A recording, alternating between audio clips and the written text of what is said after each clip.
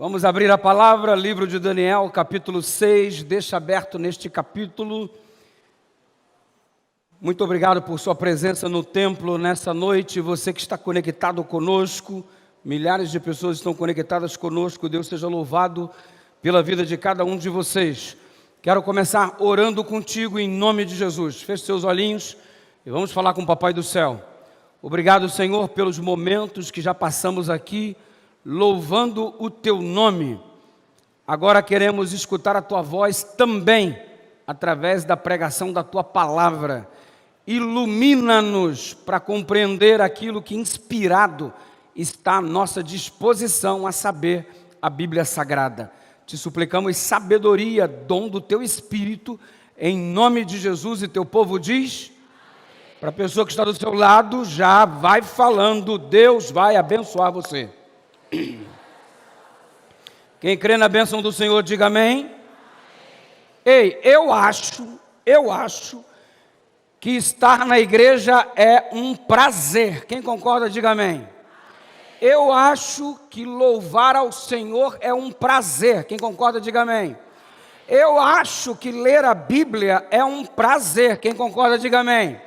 Servir a Cristo é prazer. Quem concorda, diga amém. Claro que é. Então significa que Deus quer que tenhamos prazer, sim ou não? Então é o propósito de Deus que você desfrute uma vida de prazer. Prazer saudável, prazer que realmente eleva a alma, que realmente alegra o coração. Não é aquele tipo de prazer que depois você está morrendo de arrependimento, morrendo de tristeza pelo que fez, mas é um prazer resultado de algo bom, resultado da presença de Deus. Então eu creio de verdade que a verdadeira vida cristã é aquela que gera um genuíno prazer, porque há prazer em servir a Cristo. Se você crê, diga amém. Que bom que você acredita. Porque tem muita gente que acha que a vida cristã é sinônimo só de sofrimento, que o crente não tem necessidade de ter prazer, que o crente consagrado é aquele que sofre, que come o pão que o diabo amassou, que ser crente não é ter motivo para sorrir, muito pelo contrário, ser cristão dá-nos inúmeros motivos para sermos mais alegres que os demais. Se você concorda, diga amém. Então, há prazer em servir a Cristo, sim ou não? Verdade ou não? Eu espero que você experimente essa plenitude de prazer. Eu espero que você tenha muito prazer em estar na presença do Senhor nesta noite. Espero que você tenha muito prazer em estudar a palavra e se deleitar na ação do Espírito que já trabalha em nosso meio neste momento. Prazer. Aliás, dá para reunir neste momento 3 tipos de prazer que Deus nos proporciona. Sabia disso? Número 1, prazer do homem para com Deus. Vou repetir. Número 1, prazer do homem para com Deus. Número 1, repita, prazer do homem para com Deus. Fala. Mais forte. Número 1. Prazer do homem para com Deus. Beleza, o pessoal da internet tem que ouvir o seu testemunho. Número 1. Prazer do homem para com Deus. Número 2. Prazer do homem para consigo mesmo. Número 2, prazer do homem para consigo mesmo. Número 2, prazer do homem para consigo mesmo. Número 1, prazer do homem para com Deus. Número 2, prazer do homem para consigo Deus. Número 3, prazer do homem para com o próximo. Mas aí você identifica esse próximo como o próximo mais próximo, a saber, o cônjuge. Ok? Número 3, prazer do homem para com o próximo.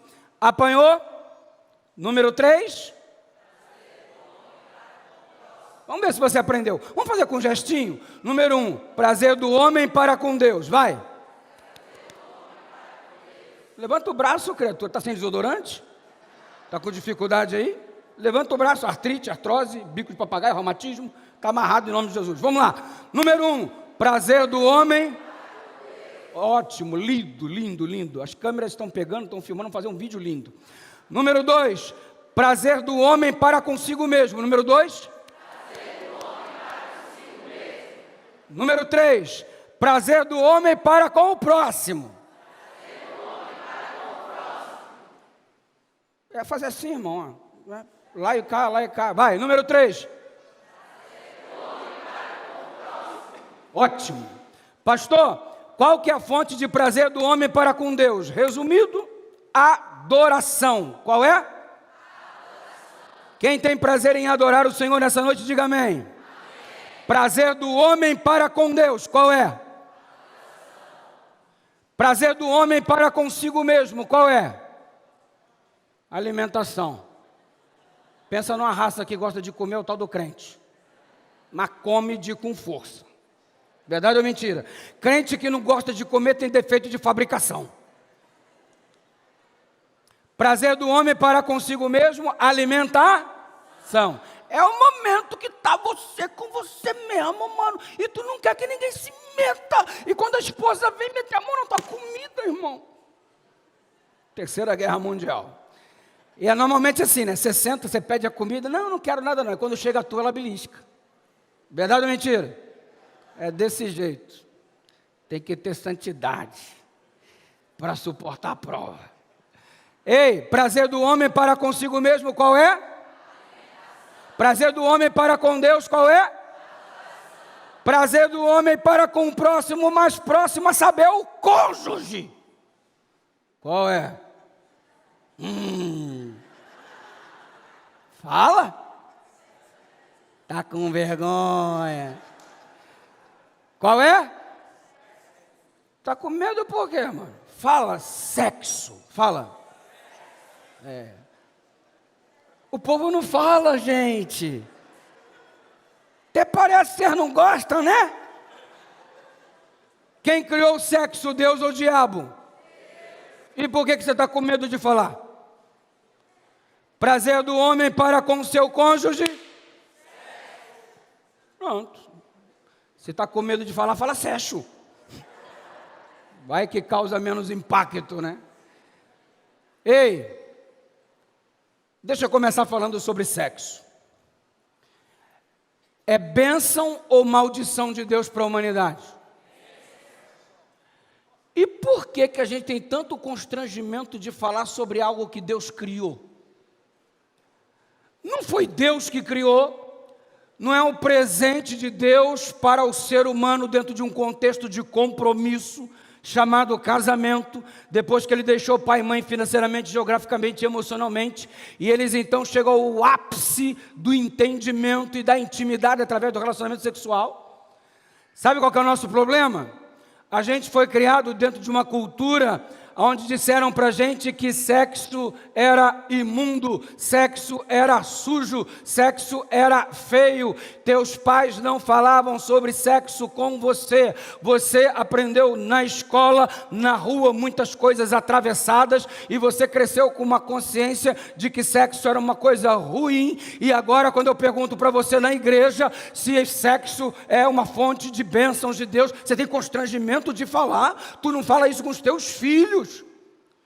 E se você não fala isso com os teus filhos, qual é o referencial que ele vai ter?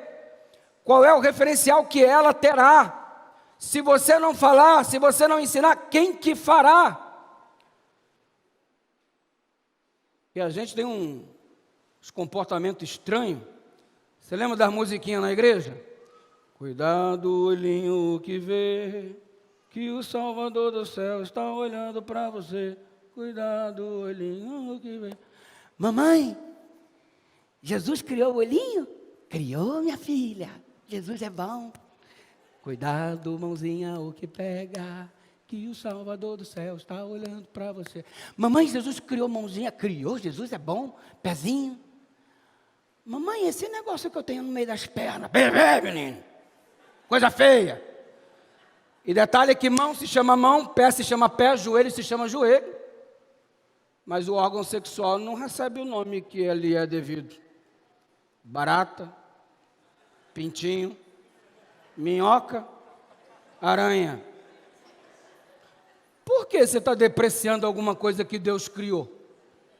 Você não sabia que que o sinal que Deus colocou para registrar o seu povo foi no órgão sexual masculino, dentro do Novo Velho Testamento, chamado circuncisão. Você acha que a sexualidade não tem nada a ver com a religião? Tudo a ver. Ei, o órgão sexual masculino tinha o sinal que destacava ser este povo, o povo de Deus. A Bíblia fala sobre sexo e sexualidade muito mais do que a gente imagina. Deus criou isso como uma fonte de prazer e o ser humano transformou a bênção em uma maldição, porque toda vez que pegamos algo maravilhoso que Deus nos presenteia e administramos mal isso, o que deveria ser uma bênção se torna uma maldição. E a gente não sofre por falta de bênçãos, a gente sofre porque tem bênçãos e não sabe administrá-las, e o sexo é uma delas. Tornamo-nos pessoas que vivem em função tão somente dessa obsessão sexual. O mundo gira em torno disso. O valor da mulher é medido pelo corpo que ela tem e não por aquilo que ela é. Quem é a mulher que se destaca na sociedade hoje, gente?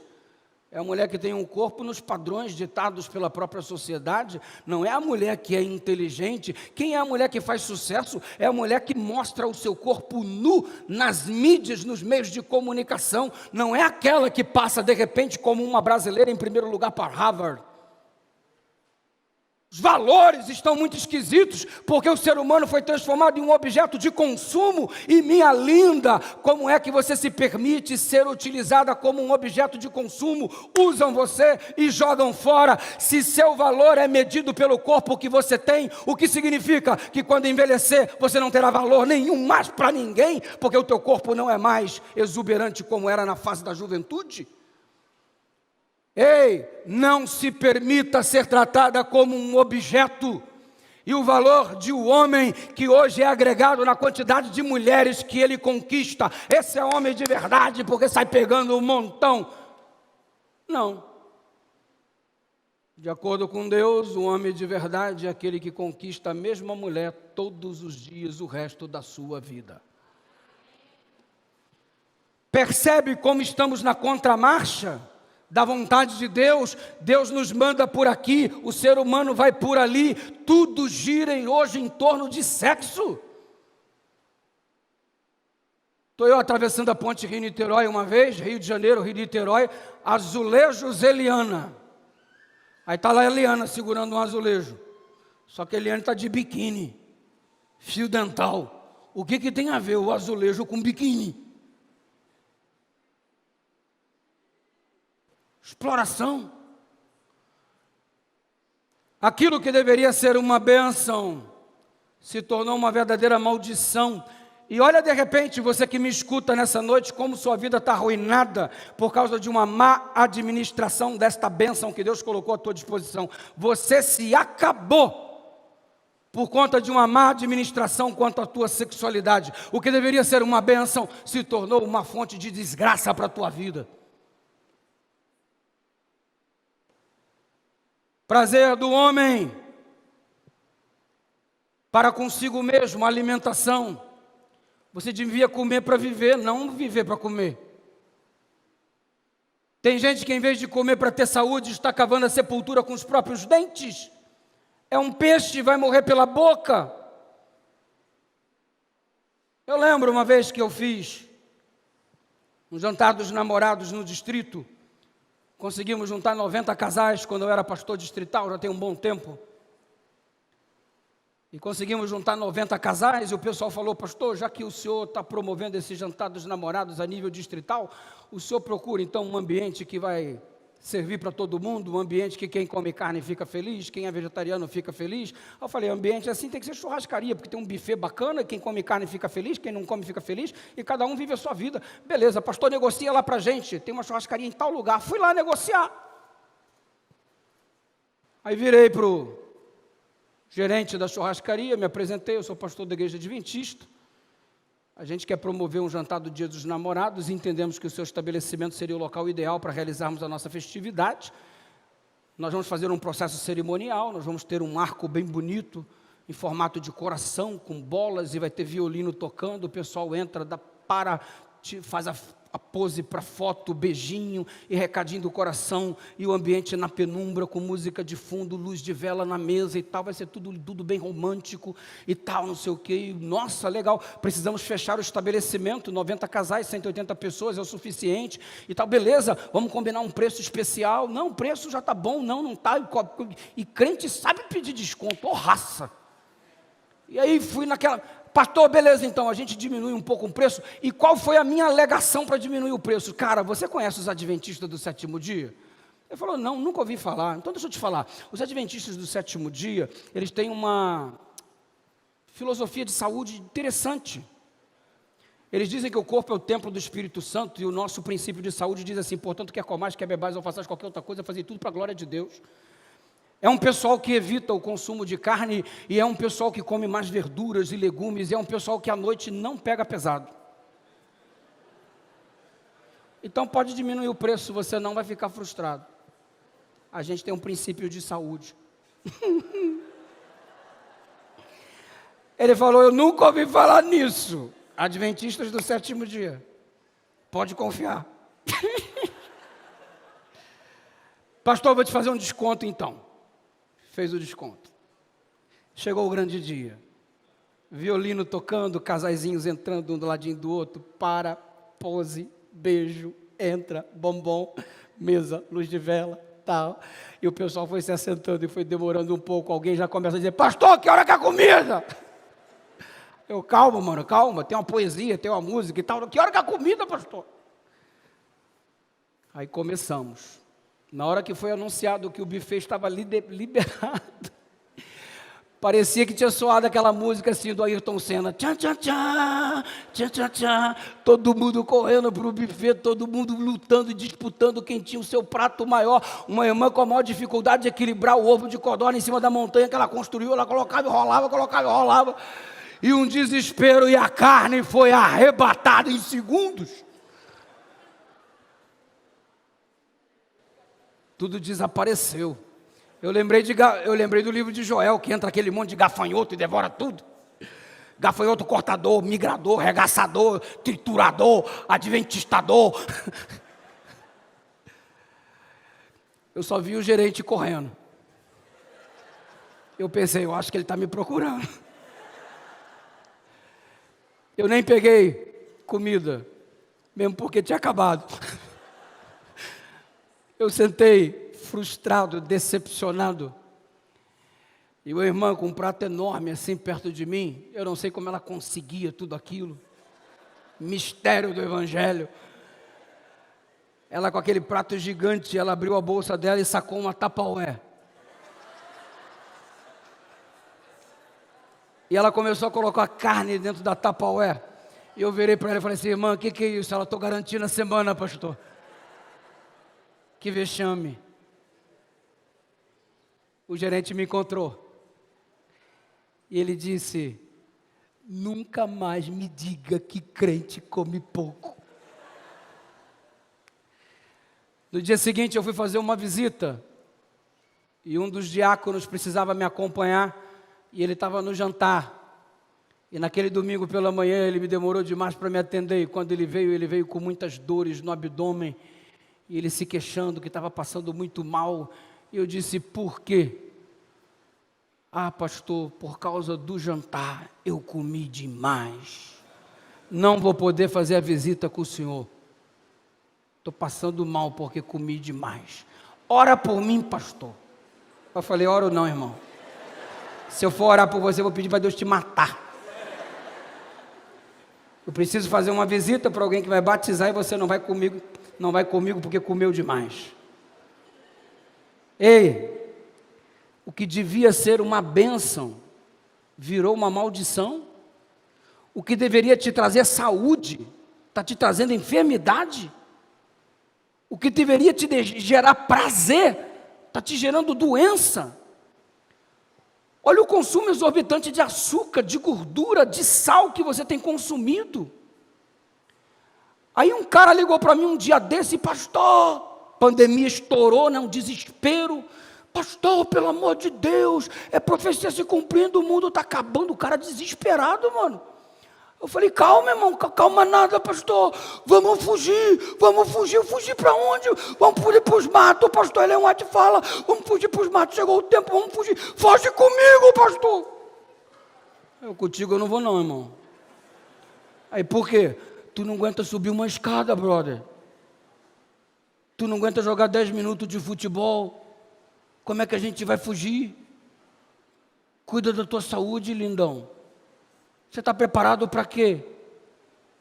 Ei, teu corpo não é uma lata de lixo. Teu corpo é o templo do Espírito Santo. Portanto, quer comais, quer bebais ou façais qualquer coisa, fazer para a glória de Deus. Eu não creio em salvação pelo pepino e pelo alface. Eu não creio em salvação pelo glúten e pela soja. Eu creio na salvação em Cristo. Só que Jesus me salvou e Ele me dá a responsabilidade de cuidar do corpo, que é o templo do Espírito Santo. E algumas coisas são muito básicas. Como é que você não consome água, por exemplo, pelo menos 2,5 litros por dia, entre as refeições? Como é que você não faz uma caminhada, não faz um exercício físico? Como é que você não consome quantidade certa de proteína, eliminando gordura? Gente, quando nós embotamos o nosso corpo, o cérebro não funciona muito bem. Consequentemente, a reforma de saúde não salva ninguém. Reforma de saúde não salva. Mas se eu a faço, terei um bom funcionamento mental para compreender o que Deus quer revelar para mim. Eu não sou salvo pela reforma de saúde, mas eu posso me perder se eu não fazê-la, porque aquilo que eu deveria compreender eu não compreendo, porque eu estou com a mente embotada. Deus se comunica conosco através do Espírito Santo e através dos nossos neurônios. E se suas sinapses estão comprometidas, e Ellen White já falava sobre ondas elétricas no cérebro, num tempo que ninguém tocava no assunto, é por ali que o Espírito Santo fala, se sua mente está embotada, porque teu corpo está apodrecendo e enfermo, como Deus vai conseguir comunicar a você verdades que Ele deseja tanto? Já pensou que culto ruim para você, se você estiver aí todo indisposto, todo regaçado, que comeu mal, passou mal, e está indisposto, porque está todo ruim e tal, não sei o que, o culto não vai ser bênção para você. E se você não cuidar de você, quem que vai cuidar, meu lindo? Deus nos deu a alimentação para ser uma fonte de bênçãos, e muitas vezes tem sido uma maldição. Deus nos deu o sexo para ser uma fonte de bênçãos e muitas vezes tem sido uma maldição. Chega de tomar as coisas que Deus tem nos dado e tratá-las como maldição. Sejamos abençoados em nome de Jesus. Prazer do homem para com Deus: adoração. Eu gosto da definição que eu ouvi uma vez de um professor do NASP, que diz que adoração é a maior homenagem que um ser vivo pode prestar ao seu Deus. Eu achei isso lindo. Adoração, além disso, é um método de vida. Você não é um adorador enquanto faz um culto, você é um adorador enquanto você vive. Não é um momento da vida, é um estilo de vida. Eu não sou adorador porque estou no templo, eu sou adorador porque vivo na presença de Deus 24 horas por dia. E vou te dizer uma coisa, eu não vim na igreja para me encontrar com Deus, eu já estava com Ele antes de vir para cá. Eu venho aqui para congregar em comunhão com os irmãos diante do Pai, mas diante do Pai nós já nos encontrávamos e devemos estar 24 horas por dia. Aí eu vou na igreja para ter um encontro com Deus, está errado. O encontro com Deus você pode começar tendo na sua casa. Você vem à igreja para que a tua comunhão com os irmãos, na presença do Pai, faça se concretizar aquilo que a Bíblia chama de igreja. Fundada por Deus, criada pelo Cristo. Adoração. Estilo de vida. E adorar a Deus, embora eu tenha tocado um pouquinho no assunto e não vou repetir aquilo que já disse essa semana, especialmente no sábado, adorar a Deus não é vir buscar nada não. Temos uma outra filosofia toda errada sobre adoração. Eu vou na igreja porque eu preciso de uma bênção. Eu vou na igreja porque eu preciso de um emprego. Eu vou na igreja porque eu estou enfermo, eu quero cura. Eu vou na igreja porque eu estou drogado, eu quero libertação. Eu vou na igreja porque eu quero ouvir uma música legal. Todos motivos errados. Nobres até, mas não válidos em termos de raiz de adoração. Por quê? Porque quando você olha para a Bíblia, o adorador não é aquele que vai buscar, o adorador é aquele que vai levar. O que você trouxe para Deus hoje? Você veio adorar a Deus? O que você tem para oferecer a Ele? Você só veio aqui como um filho interesseiro, buscar alguma coisa que Ele pode proporcionar para você. Quem sabe hoje é o dia da tua mesada. Veio buscar a tua mesada do céu, veio buscar a tua porção de bênção, tua porção de cura, tua porção de dinheiro, tua porção de restauração psicológica. Que interesseiro que é você, filho que só busca o pai, porque quer alguma coisa que o pai pode proporcionar. Quando que há o prazer de estar com o pai? Ei, o adorador de verdade, ele vem oferecer. E tudo que Deus quer nessa noite de você é o seu coração. Porque se você vier aqui buscar o emprego, se você vier aqui buscar uma resposta, mas se o seu coração não ficar nas mãos dele, você não adorou. Veio a um culto legal, com uma luz diferenciada, com painel de LED, com um monte de coisa, com cantores profissionais, mas você não adorou, porque você só adora quando o seu coração fica nas mãos dele. O que você veio trazer para Deus hoje? Você se lembra do Sadraque, do Mesaque e do Abdenego? Se Ele quiser nos livrar da fornalha, Ele vai nos livrar. Se Ele não quiser, Ele não vai nos livrar. Mas eu não me dobro diante da estátua. Eu vou ser fiel ao Senhor, haja o que houver. Não é o que Ele vai me dar, livramento ou não, é o que eu vou dar para Ele. Minha fidelidade, haja o que houver. Percebe o que é ser adorador? Então questione-se, você está sendo adorador de verdade? O que você veio oferecer? Filho meu, dá-me o teu coração. A circunstância não define a qualidade de adorador que eu sou. Se não há fogueira, eu sou adorador fiel. Se há fornalha de fogo ardente, aí eu arrego. Se eu estou empregado, sou adorador fiel. Se eu estou desempregado, então não dá para confiar em Deus. Se eu estou com saúde, eu sou adorador fiel. Se eu estou com câncer, não dá para ser fiel ao Senhor. Ele me abandonou, Ele não gosta de mim.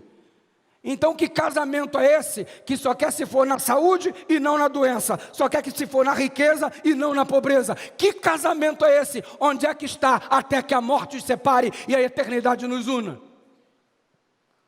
O adorador fiel, ele não vive sendo regido pelas circunstâncias, ele vive sendo regido pela cruz. Se eu estou empregado, que haja cruz. Se eu estou desempregado, que haja cruz do mesmo jeito. Se eu estou casado, que haja cruz. Se eu estou solteiro, que a cruz permaneça na minha vida. Haja o que houver, é a cruz que me rege. Eu sou adorador. Por que eu estou falando isso? Porque só serão salvos os verdadeiros adoradores. Deus virá a esta terra buscar os seus verdadeiros adoradores, que são os seus verdadeiros filhos. Existe o falso adorador e existe aquele que não quer ser adorador de forma nenhuma. O falso adorador é aquele que vive a capa de uma religião, como um falso crente, que faz até algumas coisas e ainda argumentará: Senhor, em teu nome expulsamos demônios, em teu nome fizemos cura, trabalho missionário, organizamos semana de oração. E Deus fala: ops, apartai-vos de mim, porque eu não vos conheço. Falso adorador. A linha tênue, a linha é muito tênue entre o verdadeiro adorador e o falso, porque o joio está misturado com o trigo. Não é a minha função separar o joio com o trigo. Deus não estabeleceu ninguém como juiz nessa igreja para separar quem é joio e quem é trigo. Quem vai separar é o anjo do Senhor. Quem é o joio? Falso adorador. Quem é o trigo? Verdadeiro adorador. Aquele que o adora em espírito e em verdade, independente de circunstância, e que não vem simplesmente buscar. Se ele der, amém. Se ele não der, o sirvo do mesmo jeito. Você é um adorador de verdade? A fornalha não determina se eu sou adorador ou não. Se há fornalha, se há condenação, se há livramento, a gente permanece fiel a Ele, tal qual a bússola é ao polo. Para o adorador, o que Deus pede é prioritário. Morre o meu eu, ergue-se a vontade dEle. Um dia ele virou para um homem chamado Abraão e disse: eu quero teu filho de volta. Eu te dei, eu quero de volta. Perguntasse você para Abraão: Abraão, você quer sacrificar o teu filho? Ele teria dito: óbvio que não. Então você vai fazer alguma coisa que você não quer fazer? Eu não quero fazer, mas se ele pediu, eu vou fazer. Eu não quero matar o meu filho, mas se é o meu filho que ele quer, eu o entregarei. Você percebe que Abraão se anula? Ele não vai fazer o que ele quer, ele vai fazer o que Deus pede. Você percebe o que é adoração de verdade? E é tão verdade que tudo gira em torno do adorador, que no capítulo 22 de Gênesis, no verso 5, ele vira para os homens que o acompanham e diz assim: fiquem aqui, eu e o rapaz subiremos, e havendo adorado, retornaremos. O que Abraão foi fazer no alto do Monte Moriá? Matar o filho? Não, ele foi adorar. Ele disse isso, Gênesis 22, 5. Fiquem aqui, eu e o rapaz vamos lá adorar. Eu não queria fazer isso, mas ele está pedindo, e não é a minha vontade que prevalece. E os adoradores mimados de hoje só querem seguir a Deus se Deus fizer a vontadezinha dele. Está difícil. E sabe de uma coisa? Além da fé espetacular do Abraão, na caminhada mais difícil da vida dele, porque foi muito difícil, irmão. O adorador não tem uma vida fácil, não. Ele está caminhando em direção ao Monte Moriá e o filho está questionando: pai, aqui está o material para o fogo, aqui está o cutelo para imolar o animal, onde que está o cordeiro? E o diabo no pé do ouvido: desiste, abandona esse negócio de Deus, está vendo? Deus dá com uma mão, toma com outra, Ele não é fiel. Sacrifícios humanos são coisas que Moloque pede, ele é igualzinho a um Deus pagão, ele não é teu amigo não. Você vai deixar de ser conhecido como amigo de Deus, para a partir de agora ter uma fama diferente. Assassino do filho, tua mulher não vai te perdoar. Ei, a tua fama vai para a lata do lixo, tua mulher não te perdoará nunca mais, porque você matou o filho. Desiste. Quantas vezes o diabo se aproximou de você essa semana para mandar você desistir do seu casamento, para mandar você desistir da sua caminhada cristã, para mandar você desistir de Deus, para mandar você desistir de ser adorador? Que conversa é essa de fazer o que Ele quer? Por que você não vai fazer o que você quer da sua vida? Ei, é o cenário do grande conflito diante da gente, se intensificando cada vez mais. E aqui, quando ele chega no alto do Monte Moriá, ele revela para o filho o que ele faria com o próprio filho. Filho, papai vai colocar você deitado aqui, eu vou te amarrar e eu vou te sacrificar. O cutelo eu vou cortar você como holocausto. Holocausto, cortava-se as partes. Eu vou cortar as partes, eu vou te queimar, depois disso você vai virar pó. Deita aqui que eu vou fazer isso com você. O garoto tinha 17 anos, fortão. O pai, aproximadamente 117. Se o garoto vira para o pai e fala assim: vem para tu ver, vem me cortar para tu ver, vem me amarrar. Não ia rolar sacrifício, irmão. Não ia ter sacrifício, ia ter um fight. Abraão ia cair no primeiro round. Na hora que Abraão virasse assim, velhinho, ele não é o seu Miyagi. Ei, Isaac não seria sacrificado. Por que Isaac foi sacrificado? Porque ele disse: pai, Deus pediu isso para você? Pediu, filho. Eu creio tanto na tua intimidade com Deus, que se Ele pediu isso para você, eu estou dentro. Pode me sacrificar. Falamos da fé de Abraão, mas o Isaac teve uma fé extraordinária. Ei, adorador não é fazer o que você quer.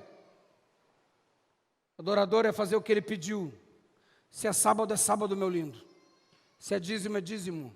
Se é alimento isso, é alimento aquilo, é alimento isso, é alimento aquilo. Ah, mas eu acho. Problema o que você acha. Abre a tua igreja lá do que tu acha. Aqui é a palavra do Senhor. Simples assim. É o claro assim, diz o Senhor. É o que Ele pede, não é o que eu quero. Por isso é igreja de Deus. Por isso é igreja remanescente. O que Ele pede é a nossa prioridade. E se você crê nisso, diga amém. É por isso que muitos são chamados e poucos escolhidos. Porque nós não queremos priorizar a vontade de Deus, nós queremos priorizar a nossa vontade. Tu ora pedindo que seja feita a vontade dEle, mas se não for feito como tu quer, tu fica aborrecido. Deus não me ama, Deus me abandonou, Deus não gosta de mim. O que você veio oferecer para Ele nessa noite, adorador? E adorador é guiado pelo Espírito Santo. Ele tem a plenitude do Espírito Santo em sua vida. E quando você olha Daniel capítulo 6, o texto que eu pedi para você abrir, você percebe que o versículo 3 identifica por que Daniel era diferenciado, porque nele havia um espírito excelente. Ele se destacava dentre todos os administradores, porque nele havia um espírito excelente. Espírito excelente e Espírito Santo na nossa vida. Espírito excelente. E note que Ellen White coloca o drama vivido por Daniel em Mensagens Escolhidas, página 116, dizendo-nos que a história vai se repetir. Tudo o que aconteceu no livro de Daniel se repetirá nos últimos dias da história desta terra, nos dias que nós estamos vivendo. Eita, o que isso significa, pastor? Significa que assim como Daniel foi provado como adorador fiel, nós seremos provados também. A questão é se estamos prontos como ele estava. A questão é se eu tenho uma vida de oração como ele tinha. A questão é se eu não abro mão de ser adorador como ele não abria mão, a despeito das circunstâncias.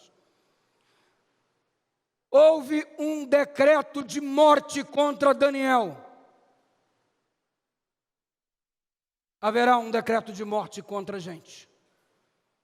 Ellen White é claro ao dizer: a história de Daniel vai se repetir, o livro de Daniel se repetirá. E como que isso acontece? Estabeleça, por exemplo, um paralelo entre Daniel capítulo 3 e Apocalipse capítulo 13.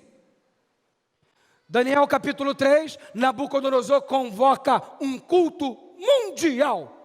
União política e religiosa. Ele, como o maior líder do planeta, convoca um culto, fusão política e religião.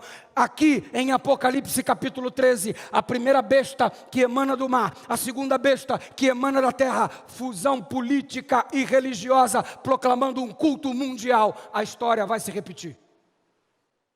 Aqui, capítulo 3 de Daniel, todo mundo é obrigado a se encurvar diante da estátua por ordem do governo. Aqui, capítulo 13 de Apocalipse, todo mundo será obrigado a adorar a imagem da besta por ordem do governo. Impossível, pastor. O que o governo vai se meter com o comportamento do povo, decretando um decreto universal, emitindo um decreto universal? Que absurdo. Absurdo. Você acabou de passar por uma pandemia. E Deus te deu uma saculejada nessa pandemia para mostrar que é possível. Houve um decreto mundial emitido dizendo que não era para você sair de casa. O mundo inteiro proibido de sair de casa. Eu estava pregando em Porto Seguro. Teve a emissão: ninguém na rua vai ser detido, quem passar na rua. Ainda bem que o delegado era adventista, ele foi me buscar na igreja. Delegado, pode deixar ele passar, meu pastor. Glória a Deus, que bom ter um delegado crente. Proibido. Aí não vai acontecer. A pandemia foi apenas um vislumbre para você ter um entendimento que uma ordem mundial perfeitamente pode ser estabelecida para determinar o comportamento do povo conforme anuncia a profecia. Abre o olho, filhinho. A história vai se repetir. Enfrentaremos um decreto dominical. E por que Daniel foi perseguido? Olha aí o versículo 5, capítulo 6, verso 5. Por causa da lei do seu Deus. Daniel não foi condenado à morte porque matou alguém, porque roubou alguém, porque não pagava os impostos, porque era um péssimo cidadão. Ele foi condenado por causa da lei de Deus. A história vai se repetir. Por causa da lei de Deus, nós sofreremos perseguição e seremos condenados à morte. E aí, neste momento, se provará quem que é adorador de verdade ou não. Pastor, pelo amor de Deus, como é que eu me preparo para isso? Oração, vida de oração, tal qual Daniel tinha. A estrutura que Daniel mantinha é a mesma estrutura que eu, como jovem adventista, preciso manter para enfrentar os momentos finais da história dessa terra. Não medo, não cabe o medo. Por que não cabe o medo? Muito simples. Porque o amor lança fora o medo. E quanto mais se ama, menos medo tem. Quanto mais você amar a Jesus, menos medo você terá de qualquer coisa contra você. Porque o amor lança fora o medo.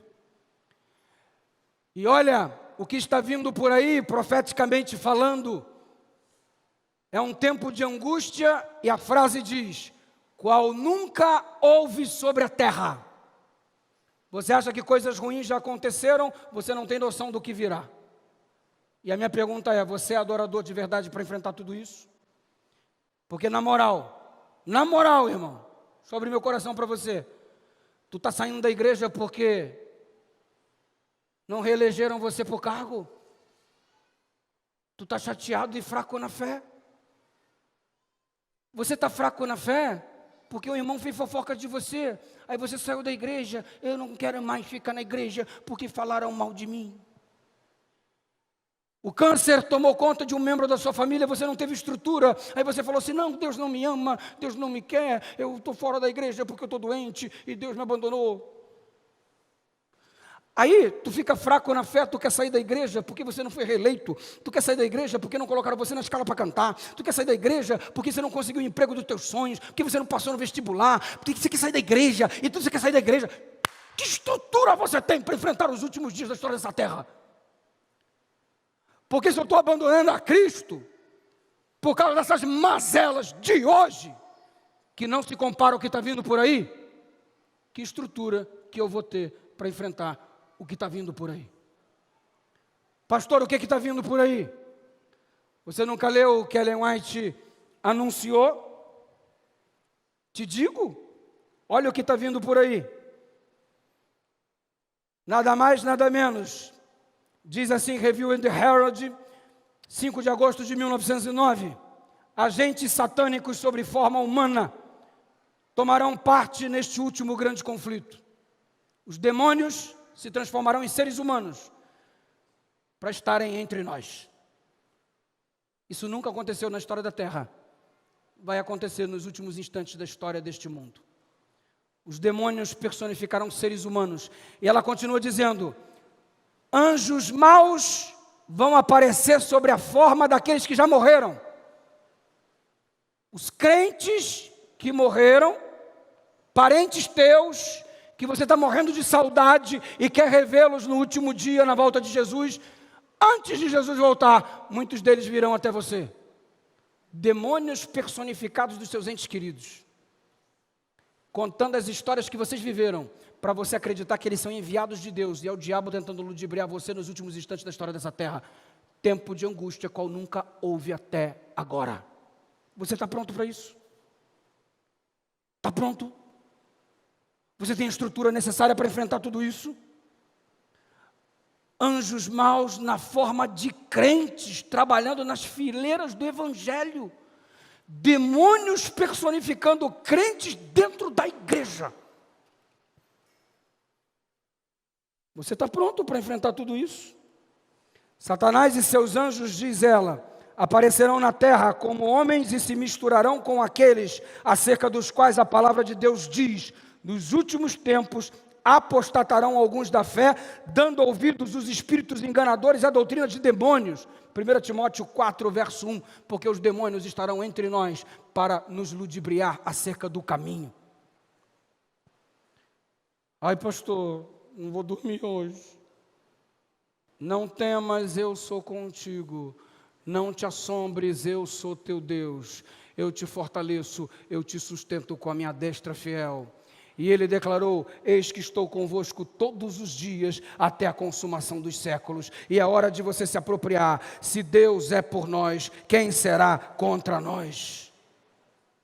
Quando a gente pede para você viver uma vida de oração, você acha que é porque a gente acha que você não tem o que fazer? Você não vai conseguir construir a estrutura quando as coisas acontecerem. A estrutura precisa ser construída agora para você tê-la no momento de enfrentar a provação. E para você não ficar desesperado e não perder seu sono essa noite, para cada demônio que se personificar em ser humano, um anjo do Senhor em forma de guerreiro vir lá para te defender. O anjo do Senhor acampa-se ao redor daqueles que o temem e os livra.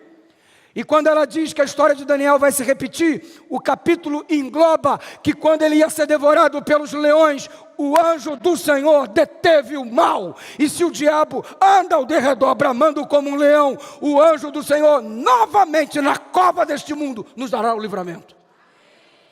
Todo aquele que se levantar contra o povo de Deus fiel, sincero, os verdadeiros adoradores, serão derrotados pelos anjos do Senhor. Então, filhão, entrega teu caminho ao Senhor, confia nele e o mais ele fará. Nada de medo. Quando tudo isso começar a acontecer, ao invés de você ficar com medinho, erga a sua cabeça, porque a redenção se aproxima. Ah, pastor, a pandemia veio, pastor, a pandemia. Eu só dizia assim: glória a Deus pela pandemia. Não porque eu gosto de ver gente morrendo, não porque eu gosto de ver gente sofrendo, não porque eu gosto de ver o caos econômico, não porque eu gosto de ver as igrejas vazias, mas porque Ele está vindo. Prepara-te, Israel, para encontrares com teu Deus. Toma a sua decisão. Se hoje ouvides a sua voz, não endureçais o vosso coração. Como que eu vou me preparar? Seja um adorador. Entregue-se a Jesus. Já viu como a galinha ajunta os pintinhos sob suas asas? Essa é a linguagem do salmista. Deus dizendo: quantas vezes eu quis juntar você como a galinha junta os pintinhos. Se você não estiver sob as asas de Deus, como vai enfrentar o caos deste mundo? Estamos marchando a passos largos para o desfecho do último conflito. Houve um decreto de morte para o Daniel. No capítulo 13 do livro do Apocalipse também há um decreto de morte para quem não adora a besta e a sua imagem. Deus está te chamando para a sua decisão, tal qual hoje Ele chama e ela aceita. Hoje se torna adoradora do Senhor a Lohane Santos da Silva. Ela conheceu a mensagem adventista através dos seus avós. Já conhecia a igreja há algum tempo, mas decidiu se batizar depois que a irmã Zélia foi dar estudos bíblicos para ela e toda a sua família. Hoje ela está muito feliz por ter aceitado Jesus como seu Salvador. E ela hoje desce ao tanque batismal com o pastor João. E olha só, a Lohane decidindo ser adoradora de Jesus. Isso deixa você feliz? Diga amém. Parabéns, Lohane, pela sua decisão. Parabéns porque hoje você decide ser uma adoradora do Senhor. Aí está o pastor João, ministro do Evangelho. Juntamente com ele eu ergo a minha mão, para que você seja batizada e seja uma verdadeira adoradora do Senhor. Em nome do Pai, do Filho, do Espírito Santo, e toda a igreja diz...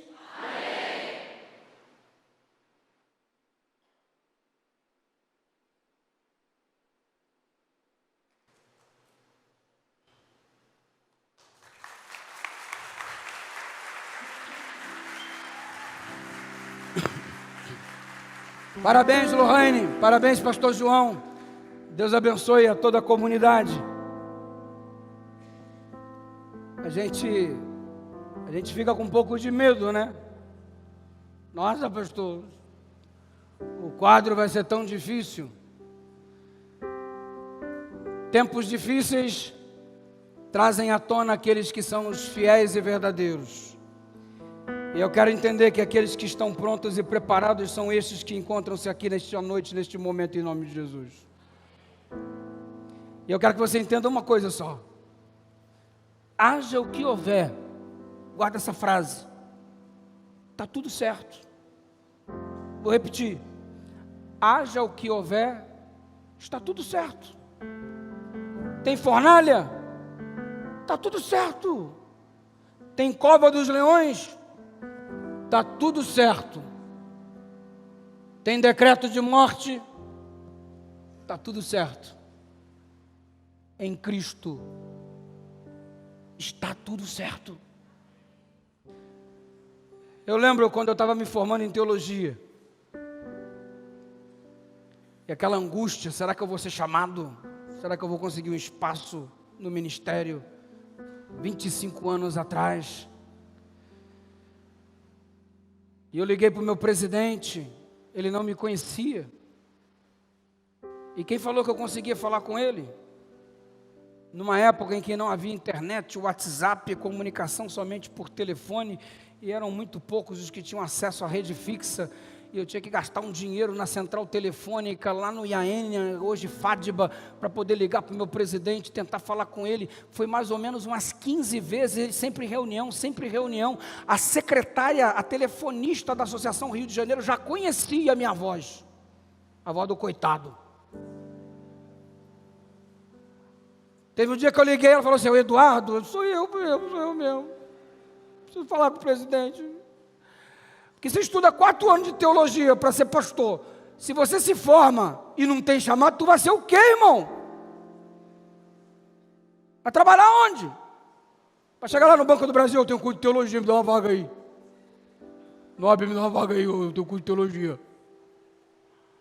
Ei, Moab, ajuda aí. Ei! Vai vender picolé, irmão. Eu já estava casado. E aí nas tentativas, finalmente um dia eu consegui falar com ele. A mulher já estava com pena de mim, me colocou para falar com o homem no meio da reunião saiu para me atender. E ele estava com uma pressa danada, a reunião rolando, cheio de coisa para resolver. E eu, pastor, ele, quem está falando? Aqui é Eduardo, eu sou formando em teologia do Rio de Janeiro, eu estudo aqui na Bahia, eu estou me formando esse ano e queria saber quais são as perspectivas do campo em relação ao meu chamado. Ele, tem perspectiva nenhuma não, vai procurar, vai ter chamado para você não, procura emprego em outro lugar, Deus te abençoe. Aí eu, peraí, pastor, desliga não, eu tenho que desligar que eu estou na reunião. Pastor, pelo amor de Deus, eu estou formado, eu tenho que trabalhar, pastor. Ele não tem chamado, procura chamado em outro lugar. Eu falei, pastor, eu estou voltando do Rio de Janeiro, eu sou do Rio de Janeiro, eu estou voltando para aí, eu moro aí, é o único lugar que eu tenho para voltar. Me permita encontrar com o senhor pessoalmente para conversar contigo. Pode vir aqui, mas vai perder teu tempo, não tem chamado, eu preciso voltar para a reunião. Eu, beleza, pastor, vou te procurar aí, pode procurar, mas tem chamado não, pá.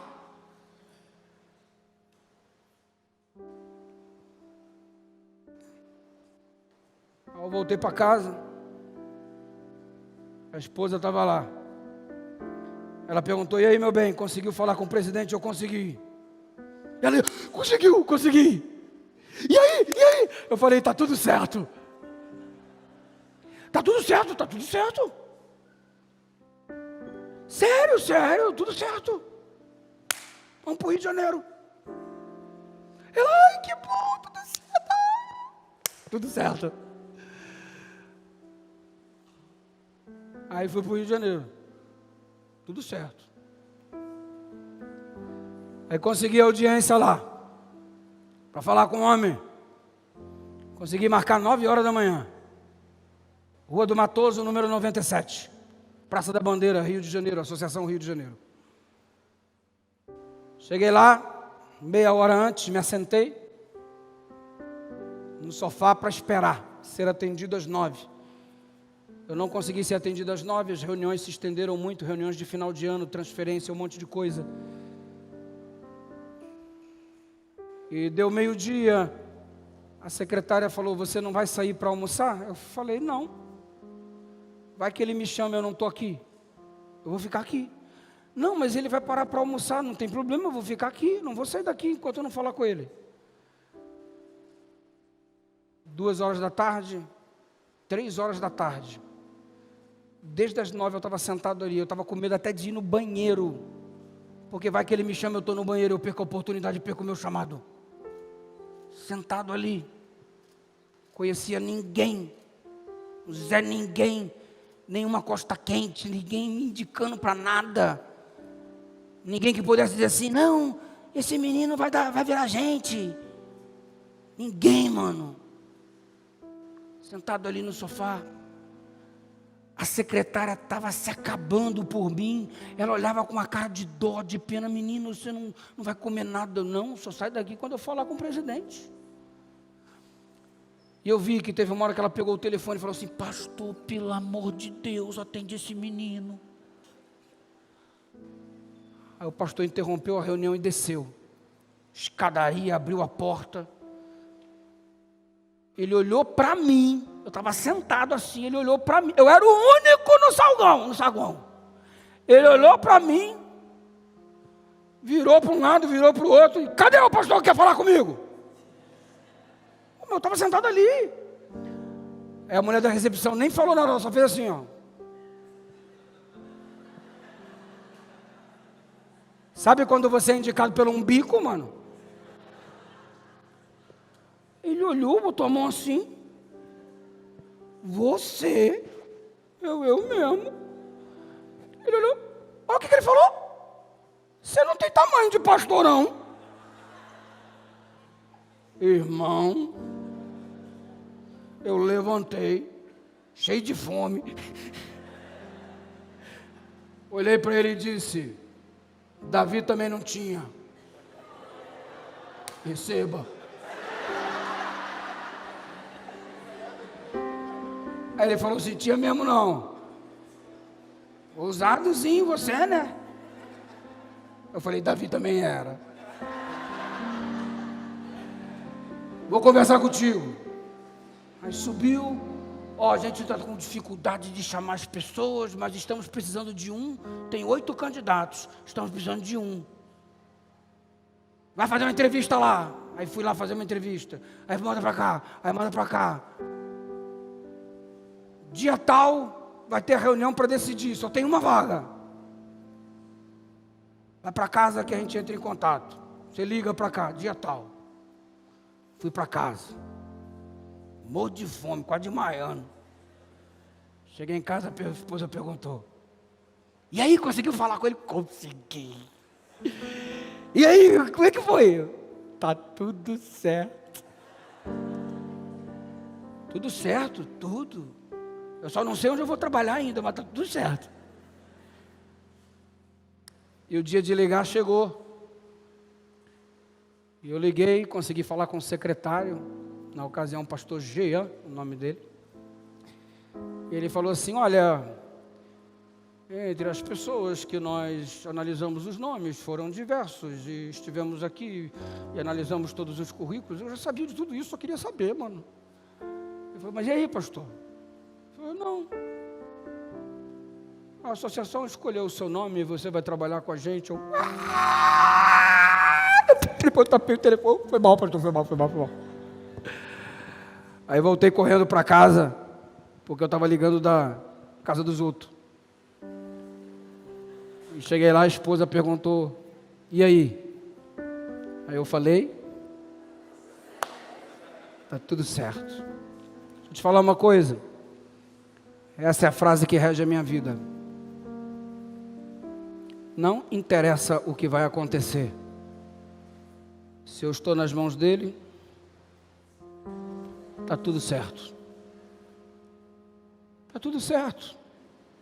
Não tem que ser como você quer. Tem que ser como ele determina. Se eu sou adorador, fiel, esquenta a cabeça. que exploda o mundo, está tudo certo em nome de Jesus. Essa confiança é traduzida na letra dessa música que você vai escutar agora. E eu quero que nessa noite você diga para Deus, quando tudo desabar, e o medo toma conta de você, quando você se sentir ameaçado, frágil e tal, eu quero que você creia no Deus que está no controle de todas as coisas, e que o grande conflito neste mundo vai terminar do jeito que Ele disse que vai terminar. Não é do jeito que o diabo está anunciando, é no jeito que o Eterno determinou. Está tudo certo. Creia. E a tua oração nessa noite é para que você seja um adorador de verdade. Pare com essa vida esdrúxula, manca, tenha a plenitude do Espírito. Clame, rasgue teu coração nessa noite, para que você receba a maior posição do planeta. Delegado, ministro, presidente, não. Adorador do Senhor. Quem quer ser adorador de verdade, haja o que houver, aconteça o que acontecer, diga amém. Pai querido, não há nenhum título melhor neste mundo do que o de sermos adoradores do Senhor, porque somos filhos do Senhor. Perdoa-nos se temos sido falsos adoradores. Perdoa-nos se temos apanhado os prazeres que o Senhor nos concedeu e utilizado de forma tão ruim que aquilo que deveria ser uma bênção tem se tornado em uma maldição. Ajuda-nos a vivermos, mediante a direção do Teu Espírito, a plenitude do Teu plano para a nossa vida. E que estejamos preparados de tal forma que haja o que houver, que o mundo desabe, mas não abrimos mão de sermos adoradores fiéis do Senhor. Dá-nos esta fé, dá-nos essa convicção, dá-nos essa conversão, dá-nos este batismo do Espírito Santo. Nosso coração está aberto para experienciarmos contigo algo que até então ainda nunca até então experimentamos. Aceita a nossa entrega, em nome de Jesus Cristo. Amém e amém. Dá um abraço ao seu irmão e diga que você seja um verdadeiro adorador.